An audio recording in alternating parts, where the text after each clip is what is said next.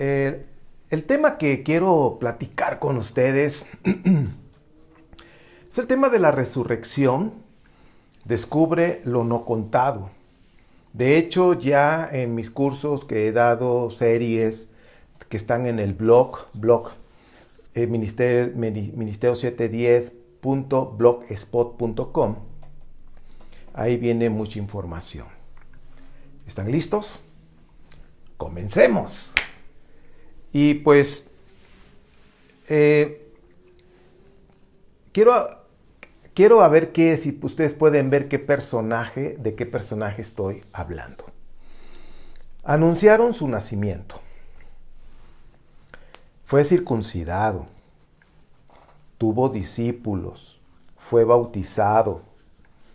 Hizo milagros. Caminó sobre el agua. Murió. Resucitó y apareció a personas. Y luego ascendió al cielo y desde el cielo gobierna. ¿De qué personaje estoy hablando?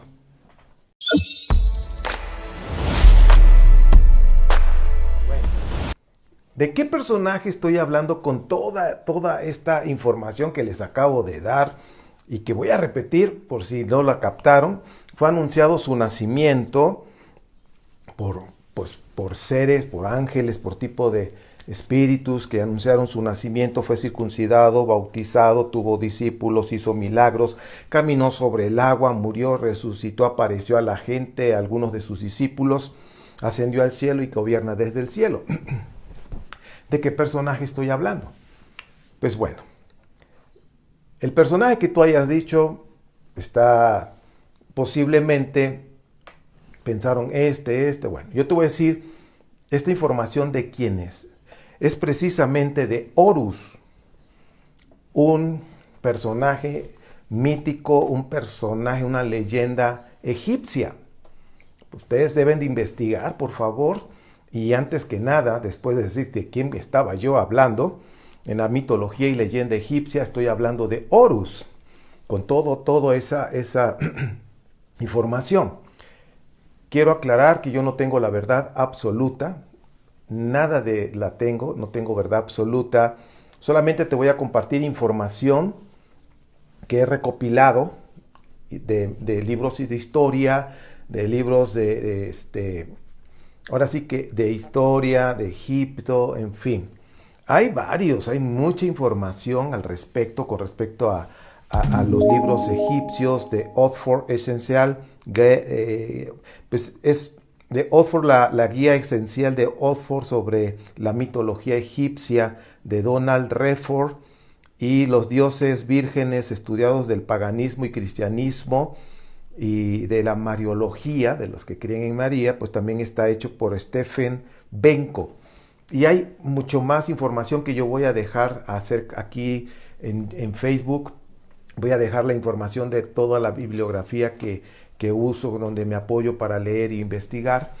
Y en YouTube voy a poner ¿cómo se dice?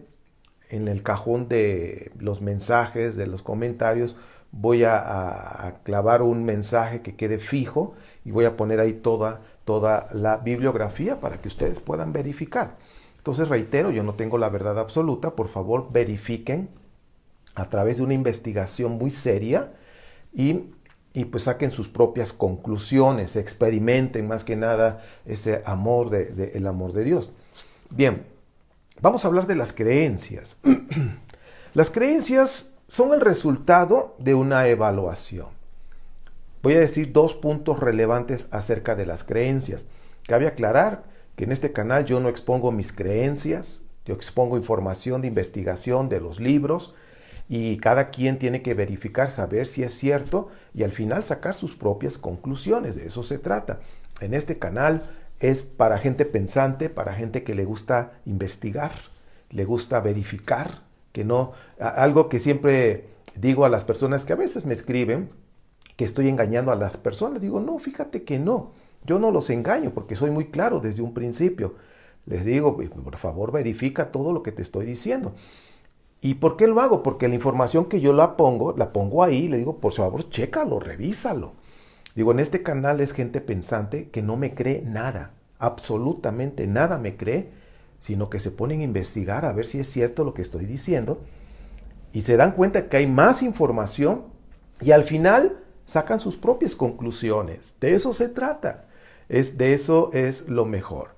Entonces, hablando de las creencias, y que ya aclaré que yo no expongo aquí mis creencias, las creencias mías son mías nada más. Entonces, las creencias que las personas pueden tener, número uno, puede ser el resultado de una evaluación.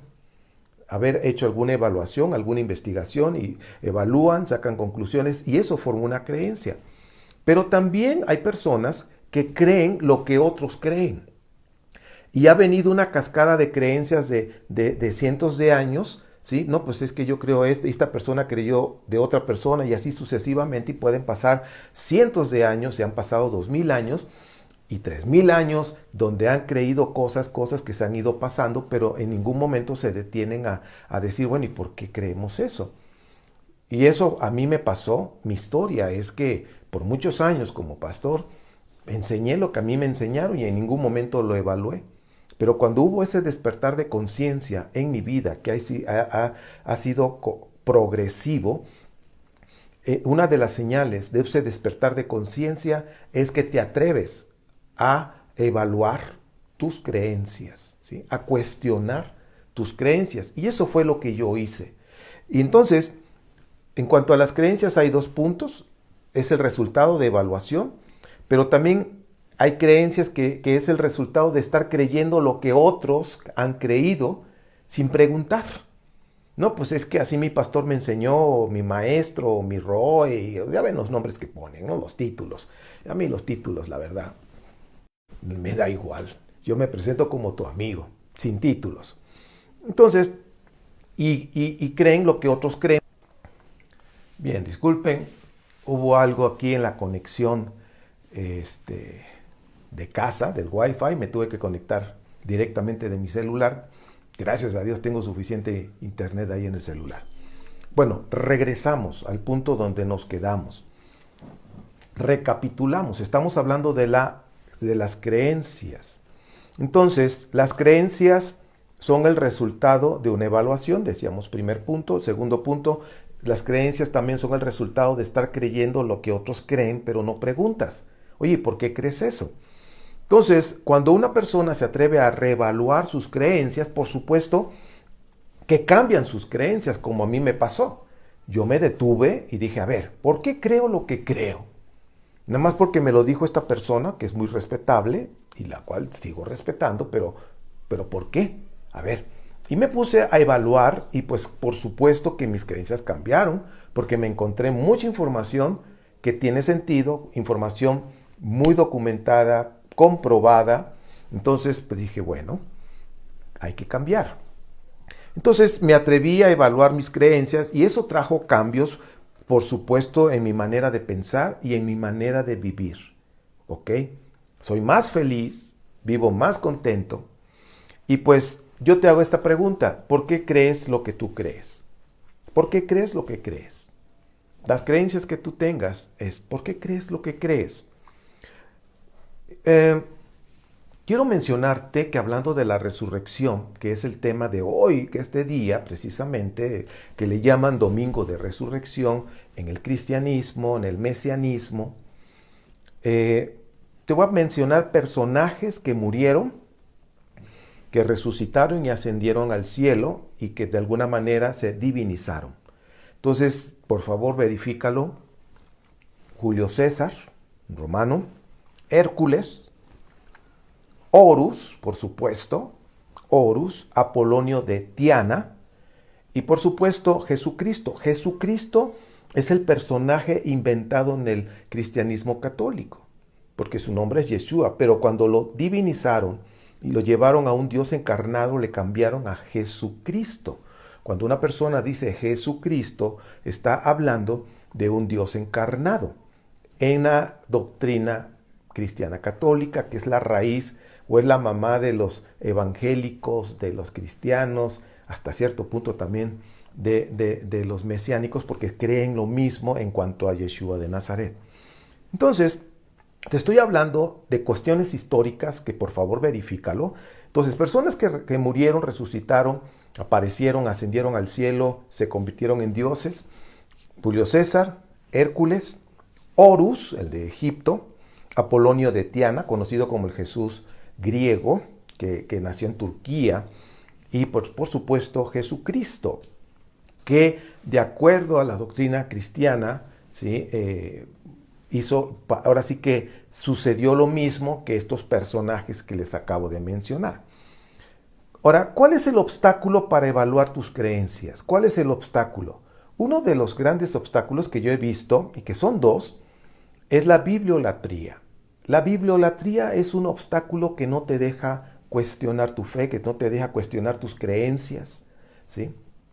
Y el miedo. Número dos, el miedo. La bibliolatría es cuando llevan la Biblia a algo divinizado, a algo así, infalible. Y pues eso no te permite evaluar tu fe, no te permite evaluar, al decir fe me refiero a tus creencias. Entonces te estancas ahí y crees lo que otros han creído. Sin embargo, tus creencias, yo en lo personal, mi relación con Dios es directa. Y lo que yo vivo a diario es directo con Dios. Y eso es lo que me ha mantenido feliz. Y sigo feliz porque he decidido ser feliz, pero mi relación con el Dios que yo conozco, llena mi ser de alegría y me enfoca en la razón por la cual existo, por la cual nací, por la cual estoy aquí, en este plano terrenal. Entonces, dos obstáculos que no te dejan evaluar tus creencias es la bibliolatría, repito, bibliolatría y el miedo. El miedo es el resultado de la ignorancia. Cuando hay ignorancia, genera miedo. Yo pasé por ahí, yo sé lo que te estoy diciendo, ¿ok? La ignorancia me generaba miedo y digo, ay, no. Pero cuando hubo ese despertar de conciencia en mi vida, me atreví a hacerlo, me atreví a cuestionar mis creencias. Ahora, hablando de los evangelios, que en la Biblia cristiana, de los 80 evangelios que existen, solamente seleccionaron 4 para poderlos poner en su canon, que todo es toda una historia, y que estos evangelios pues son acorde a la doctrina del cristianismo católico, que es la raíz de donde viene todo. Ahora, estos evangelios dan información muy diferente, los evangelios canónicos, los 4, muy diferente con respecto a la resurrección y la ascensión al cielo de Yeshua de Nazaret. Sí, uno dice, no, pues estuvo un día y ascendió. Otro dice, no, estuvo 3 días y ascendió. Y luego llega otro que es la continuación supuestamente de Lucas, que es el libro de los Hechos, que se escribió en el año 120 de esta era cristiana, el libro de los Hechos de los Apóstoles famoso. Él dice que fueron 40 días. Entonces tenemos diferentes perspectivas, información de un mismo hecho, de una misma situación que sucedió hace más de 2000 años. Entonces, ¿quién tiene la verdad? Bueno, yo no estuve ahí. Simplemente son escritos y escritos y escritos y la prueba es que hay 80 evangelios. El libro de los Hechos, que fue escrito en el año 120 aproximadamente, de acuerdo a las investigaciones de los historiadores y los filólogos, pues ese libro dice que Yeshua murió y que fue puesto en la fosa común que tenían los romanos. Los otros evangelios dicen que estuvo en una cueva. Entonces dices, bueno, caray, aquí hay versiones diferentes a cuál se le va a creer. Entonces, lo he dicho, dentro de la misma Biblia cristiana, hay más de 7 teologías que se refutan unas con otras. Que por decir, Marcos refuta a Pablo, pero viene Mateo y Lucas y refutan a Marcos, y luego llega Juan y refuta a Marcos, a Lucas, a Mateo, a Pablo, y es una puras refutaciones, y por esas refutaciones que vemos que así antiguamente era la manera de contradecir, de decir, no, lo que tú estás diciendo no es así, era refutar y escribir un libro, y así es como nacieron esos evangelios, y están diciendo cada quien en lo que estaban, en la manera que estaban interpretando la muerte y resurrección de Yeshua, más que nada la muerte y su ministerio. Y de ahí es cuando se empezó Después de la muerte de Yeshua es cuando se empezaron a crear pues muchas ideologías que ahora son doctrinas, que es el cristianismo. Entonces, como dice el juego, por aquí hay un juego donde te ponen 3 tapitas como de botellas, de refrescos, y ponen una bolita. Entonces son 3 tapitas y tapan la bolita y la empiezan a mover y te marean ahí. Dice, bueno, ¿en dónde quedó la bolita? Y hacen apuesta, ¿no? Pues quedó aquí. Entonces, y le das, o sea, dices, esta y apuestas. Y dice, no, pues no le atinaste, perdiste, ¿no? Ese es un juego que hay aquí en México, no sé si en otros países lo haya. Pero aquí yo pregunto, ¿en dónde quedó la bolita? Si uno dice 3 días, otro dice un día, otro dice 40 días, uno dice nos metieron en una cueva, otro dice no, estuvo en la fosa común. Caray, ¿de qué se trata esto? ¿Quién tiene la razón? ¿Por qué? Porque hay muchas diferencias, muchas contradicciones con respecto. Entonces lo único que estoy haciendo con esta reflexión es reflexionar, simplemente, y que te atrevas a evaluar tus creencias. Ahora, era una costumbre cultural, y esto por favor yo lo investigué, me tuve que meter a la historia para ver cómo eran sus pensamientos, cuál era la filosofía que había en el primer siglo, qué doctrinas, qué filosofías griegas, que había mucha influencia de filosofías griegas, había mucho judío helenista, ¿ok?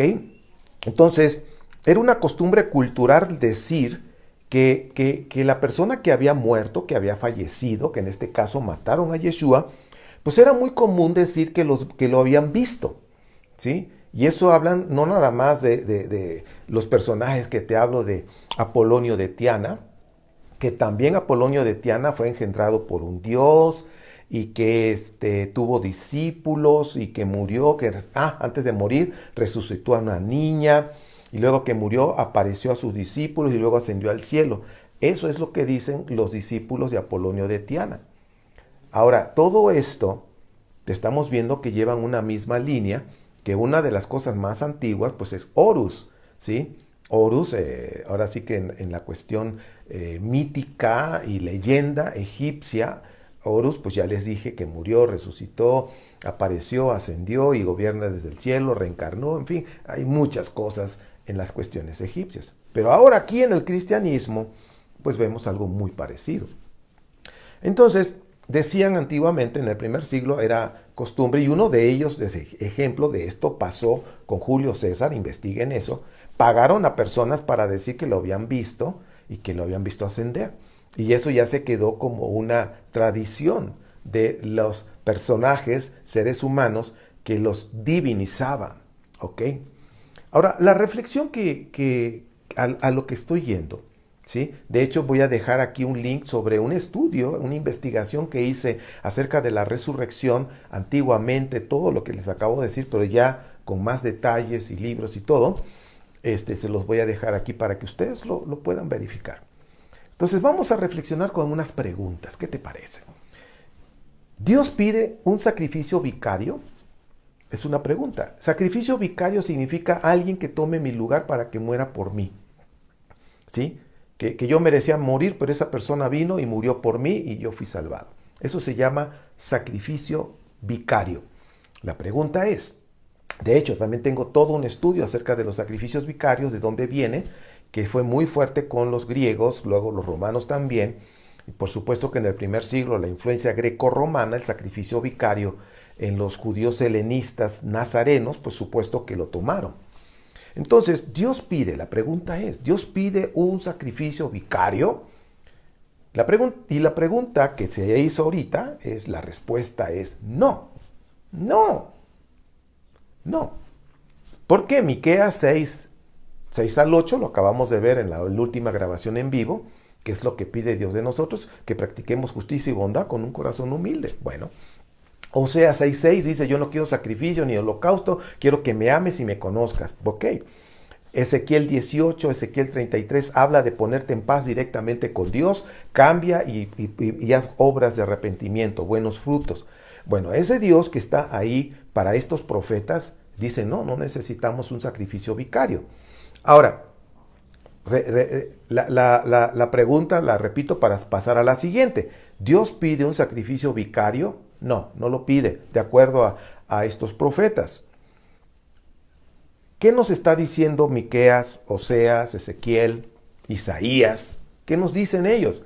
De acuerdo a la revelación que tuvieron, pues, de acuerdo a esos escritos que tienen, pues, no se necesita intermediario para ponernos en paz con Dios.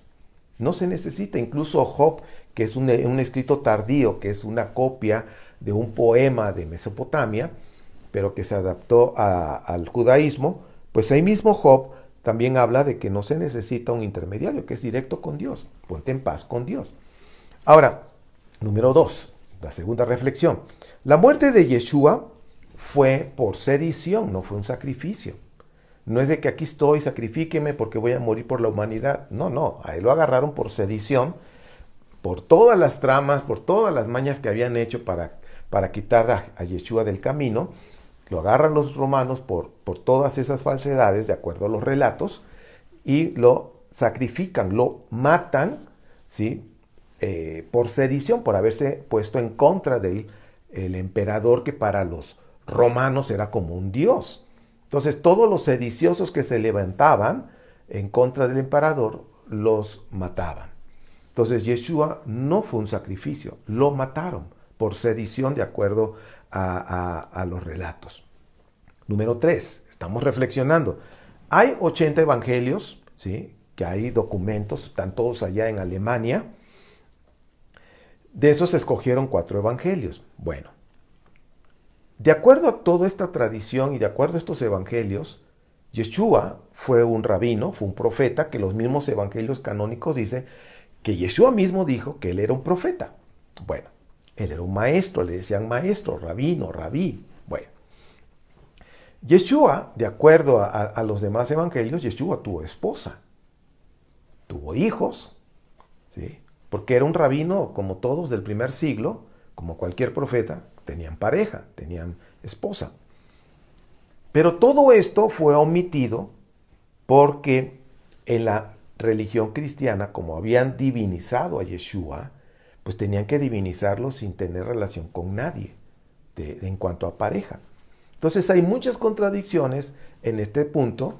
¿Por qué? Porque pues hay otros escritos que dicen todo lo contrario, ¿no? De que sí, realmente, por ejemplo, tan solo el Evangelio de Felipe, el Evangelio de Tomás, habla de que Yeshua besaba en la boca a María Magdalena.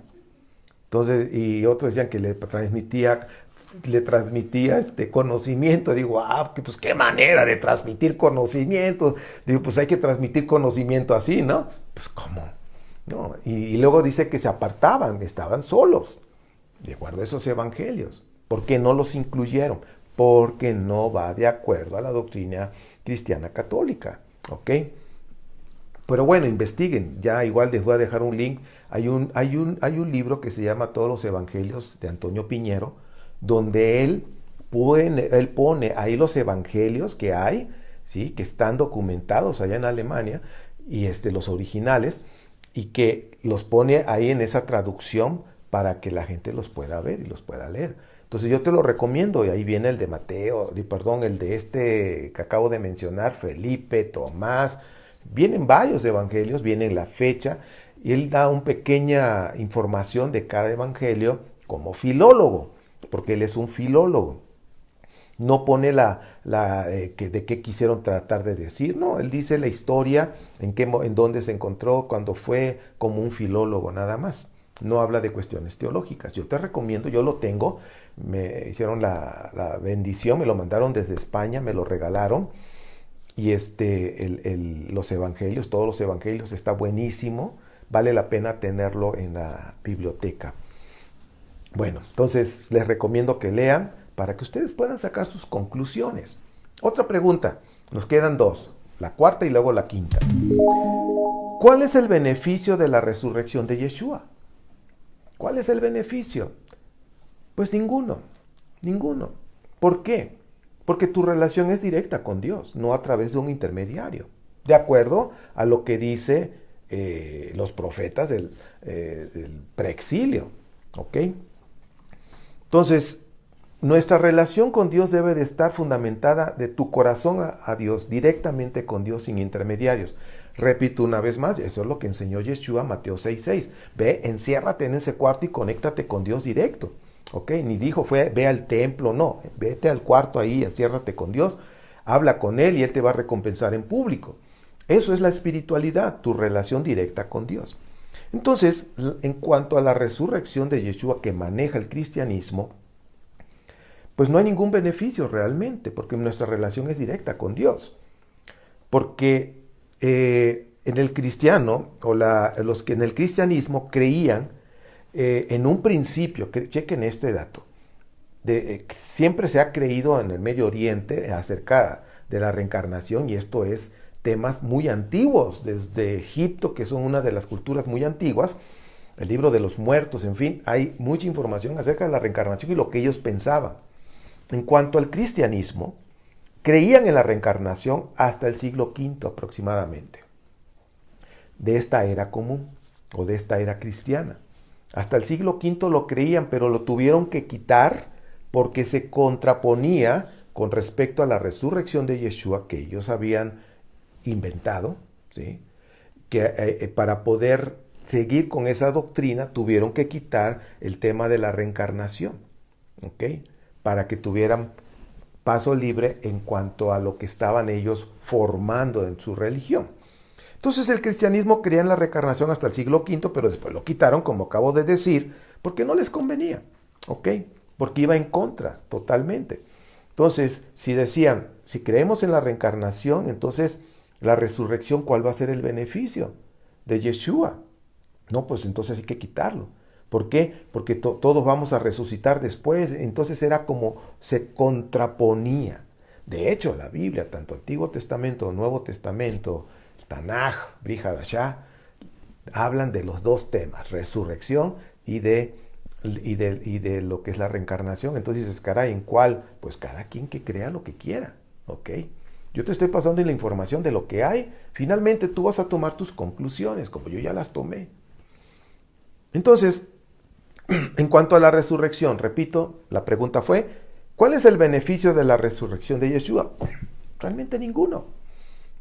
De acuerdo a lo que dicen los profetas del preexilio, Isaías, Malaquías, el otro que se me fue, Miqueas, Isaías, Jeremías, Oseas, o sea, de acuerdo a lo que ellos dicen, no se necesita, no hay ningún beneficio.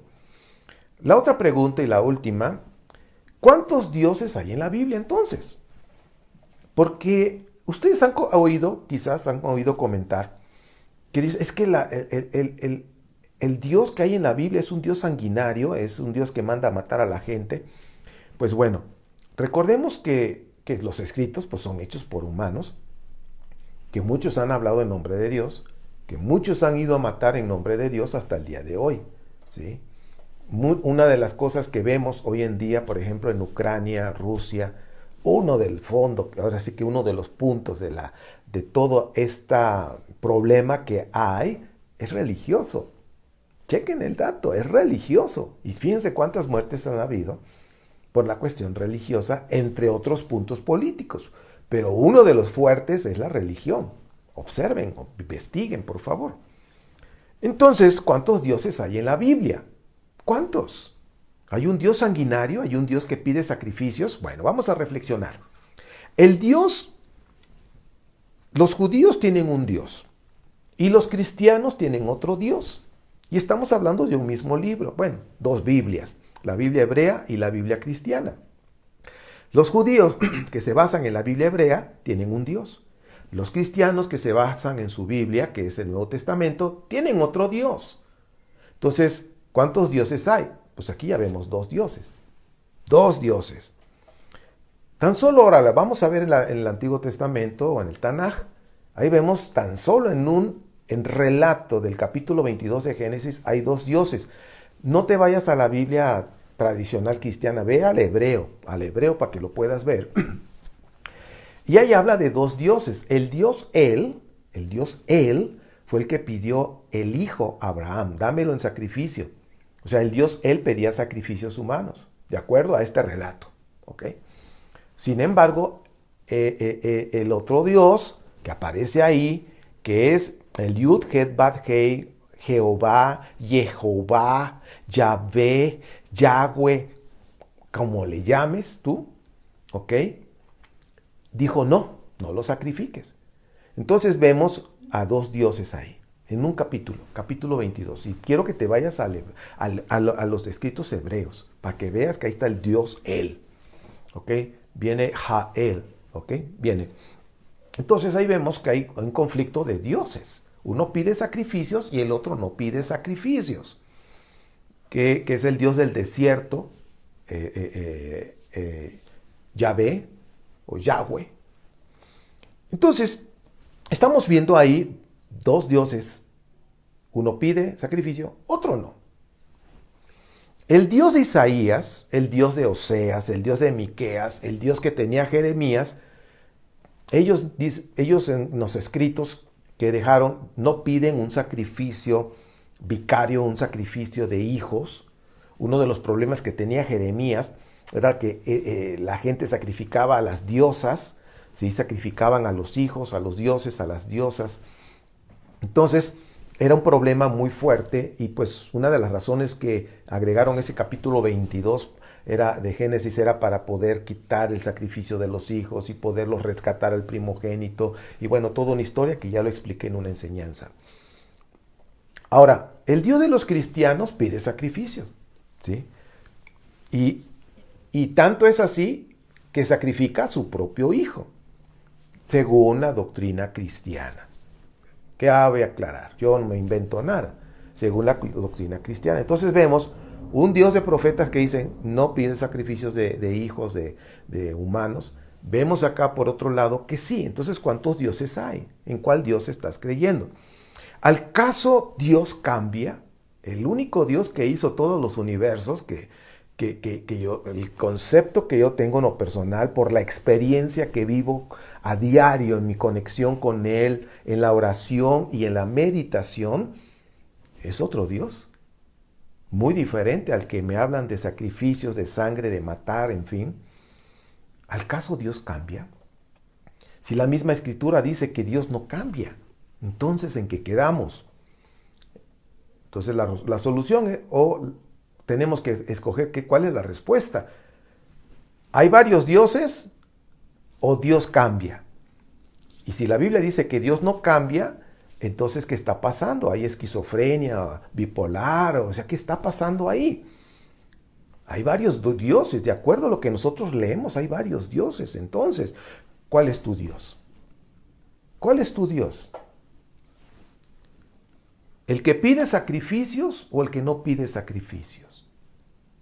¿El Dios sanguinario o el Dios de amor? O sea, ¿cuál es tu Dios? El Dios que tú hayas escogido, el sanguinario, el que mata gente, el que pide sacrificios humanos, el Dios que tú hayas creído, sé feliz. Sé feliz. Si tú creíste en ese Dios sanguinario, sé feliz. Si tú creíste en un Dios de amor, sé feliz. Pero vemos dos dioses diferentes. Hay un Dios que habla de un Dios de amor, hay un Dios sanguinario. ¿Cuál de los dos es Él? Si la misma Escritura dice que Dios no cambia. Son cosas que yo me puse a pensar. Ok. Entonces, ¿qué es lo más importante? El Dios que tú hayas creído, si tú crees en la resurrección de Yeshua, sé feliz. Sé feliz. Pero ¿qué es lo más importante? Dar fruto. Al Eterno no le interesa tu religión en lo que creas, si crees que resucitó o no resucitó. No pasa nada. Lo más importante es que demos fruto. ¿A qué vinimos a esta vida? No venimos a practicar una religión. Venimos a dar fruto, a buen fruto, a brillar, a expandir nuestra conciencia, a elevar nuestra conciencia. Cuando tú elevas tu conciencia te estás dando cuenta realmente qué es lo que pide Dios de ti. Es buen fruto. Él quiere fruto. Por eso dijo Yeshua, Mateo 5, brillen. Para honrar a Dios, para que la gente honre a Dios. Para cuando vean, dice, mira, está dando buen fruto. Pero cuando da mal fruto, pues todo recae en Dios. Y eso que cree en Dios, y eso y aquello. Bueno. Entonces, algo que a mí me hizo pensar, que la Biblia habla del buen fruto. El árbol se conoce por su fruto. ¿Qué espera Dios de mí? Fruto, un buen fruto. No, y también hay un relato ahí en Mateo 7, dice, no todo el que me diga Señor, Señor entrará al reino. ¿Sí? Está hablando ahí de qué, de fruto, de fruto. No nada más es de labios para afuera, de como decía Isaías 29:13. La religión es cosas externas, de labios para afuera. Puedes cantar bonito, puedes hablar bonito, puedes predicar bonito. Sí, está bien. Pero dice, pero su corazón está lejos de mí. Y cuando hay un corazón lejos de Dios se nota en el fruto de nuestras palabras, de nuestras acciones. La fe, decía Santiago, o Jacob, la carta que él hizo, que se me hace una carta espectacular, de veras tiene un mensaje de espiritualidad impresionante, y una de las cosas que él decía ahí, este personaje que escribió la carta de Santiago, dice, la fe sin obras está muerta. O sea, puedes tener creencias, puedes tener muchas cosas, pero dice, la fe sin obras, está muerto. Entonces, ¿qué espera Dios de mí? Miqueas, ya lo sabes, dice, ya lo sabes. ¿Qué más te tengo que estar explicando? Casi el profeta como diciendo, ¿qué no entiendes? Ya sabes lo que se te ha dicho. Que des buenas obras de justicia y bondad, que tengas un corazón humilde. ¿Para qué necesitas el corazón humilde? Para reconocer cuando te equivocas, cuando la riegas, cuando dices, caray, aquí estoy mal, y dices, Padre, aquí estoy mal, perdóname. Y te perdonas a ti mismo también y tomas la decisión de hacer cambios. Me comprometo, Padre, a cambiar en este aspecto. Y le empiezas a echar ganas a hacer cambios y empiezas a dar obras, buenas obras. Finalmente, entonces, me encanta lo que dijo Santiago. Fe sin obras está muerto. Hoy en día, la gente necesita resucitar. Hablando del tema de la resurrección y respetando si crees o no crees que Yeshua haya resucitado, yo respeto, ya te di información histórica de lo que hubo en aquellos tiempos. Pero lo más importante es resucitar, ¿sí?, en dar buenos frutos. Porque dice, fe sin obras está muerta. Y hay personas que pueden tener fe, creencias, y yo creo esto, y yo creo aquello, y yo creo acá, y ya acá, y sus creencias, está bien, sé feliz. Pero si no hay buenas obras, estás muerto. Necesitas resucitar. ¿Y cómo es la resurrección? Ahí es donde está, ¿qué es vamos a decir, una persona que está muerta? ¿Qué significa? De acuerdo a la ideología del antiguo Medio Oriente, es una persona que está dormida. Ya lo enseñé hace poco. Ellos decían, está dormido, está muerto. ¿Qué es lo que hace falta en estos tiempos, mis amados? Necesitamos resucitar. Bueno, yo ya. ¿Qué es eso de la resurrección? Dice, fe sin obras está muerto. La persona que puede tener creencias pero no tiene buenas obras está muerto, necesita resucitar. Y la manera de resucitar es cuando hay ese despertar de conciencia. Cuando hay ese despertar de conciencia, la persona se da cuenta de sí mismo. Las creencias no te dejan a ver a ti. Las creencias nada más todo lo que sea externo, lo que otros puedan hacer por mí. Nada más. ¿Y a ti qué te toca entonces? Eso es lo que hacen las creencias. La religión es de labios para afuera, pero su corazón está muerto. Y lo que hace falta en este tiempo, ¿sí?, el mensaje espiritual es resucita. ¿Por qué? Porque la fe sin obras está muerto. Necesitas resucitar, necesitas despertar en tu conciencia. Hay mucha gente que está dormida en su conciencia, que no ve su vida, no hace una introspección, ver su vida, hacer cambios, no se atreven a evaluar sus creencias, porque están dormidos, están muertos. Un muerto no puede evaluar sus creencias. Y yo cuando empecé a tener ese despertar de conciencia, me atreví a evaluar mis creencias. Y hice cambios, y muy fuertes, y sigo haciendo cambios. Entonces, pues, termino diciendo, ¿cuál es el Dios que tú crees? ¿El sanguinario, el que pide sacrificios, el que manda a matar? ¿O el Dios de amor? Porque en la Biblia hay varios dioses. El que tú creas, sé feliz y da buen fruto. Porque si no damos buen fruto, estamos muertos. ¿Qué es lo que hace falta en esta generación? ¿Qué es lo que hace falta en estos tiempos y siempre? Es que hay un despertar de conciencia y eso significa resurrección. Necesitas resucitar, necesitas despertar en tu conciencia y mirar a tu interior y darte cuenta cuáles áreas todavía están en oscuridad, cuáles áreas tienes miedo, cuáles áreas necesitas cambiar radicalmente. Entonces se va a reflejar en las buenas obras. Has resucitado. Las personas que tienen un despertar de conciencia han resucitado. Pues bueno, ahí se las dejo. No me creas nada.